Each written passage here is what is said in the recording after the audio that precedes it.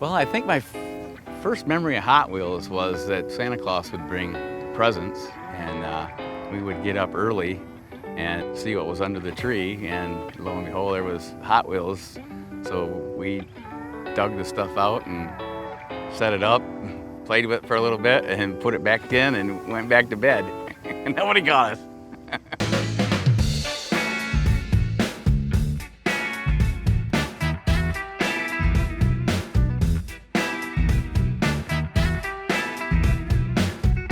Thanks to everyone, a phenomenal selection of cars.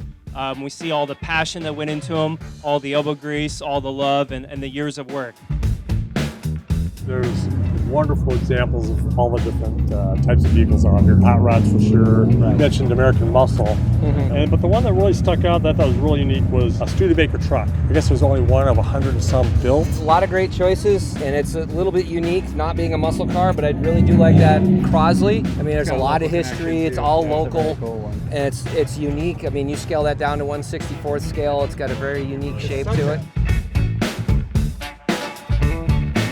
Okay, so the time has come. The Crosley, Jeff Peterson. All right, Jeff, well done. I was shocked to see the amount of competition that was here. Didn't think we would have a chance, but I'm glad we placed today.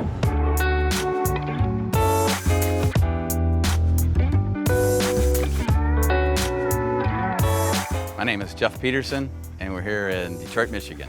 So this is a 1947 Crosley sedan. They were built in Cincinnati, Ohio by Powell Crosley Jr.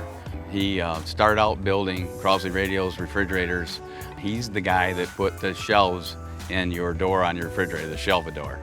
In 1959, that's the year I was born, and my dad and his school buddies learned that the NHRA was coming to Detroit for the Nationals, and they wanted to get into the pit, so they thought they needed a car. This particular one was found in a junkyard that my dad used to climb over the fence on the roof, and they went and rescued it and chopped it and turned it into a drag car.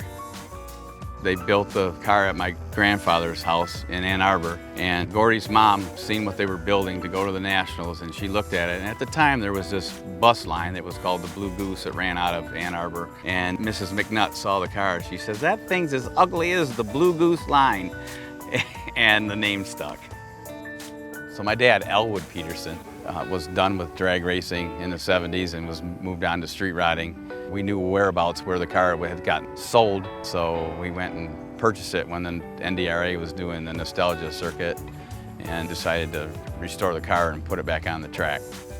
We restored it in '88. My dad said that he spent all his money in the 60s, so it was up to us if we were going to run it. So I picked up the pieces and carried on, and like any car, it evolves. I've always said we've been making history a quarter mile at a time. But we've run 990 like at 150 mile an hour with the car, so it's a handful. As far as torque and horsepower, I know it'll pick the front wheels up and carry them as long as you keep your foot in it. I'm sure it's pushing close to 500 horse. As far as garage spirit, it's great to have family or friends help you do things, so this car wouldn't be around if it wasn't for that. So in the end, garage spirit is about camaraderie. It's good to have your hot rod buddies hang with you, throw back a couple cold ones, and have the same thing in common you have in. My youngest daughter's 21, and she got me motivated to do this, to pull the car out of mothballs, and we just thought we'd drag it out and see. So we didn't think that we had a chance, and so we didn't really put a battery in it and bring all the starter equipment to make the car run, and here we are. Once we rolled in the parking lot and I saw all the wild configurations of different sculpture art some of the cars are that were there, from rat rods to blown street rods, I didn't think we could have a chance. I was nervous when they called my name. There were the moments coming up to that, and then when they called it, I was kind of shocked. I was in disbelief. If this became a Hot Wheel car, I think my dad would be pretty ecstatic. He's 83 now, and he enjoys seeing the car go down the strip. So being a Hot Wheel car would be a great tribute to him.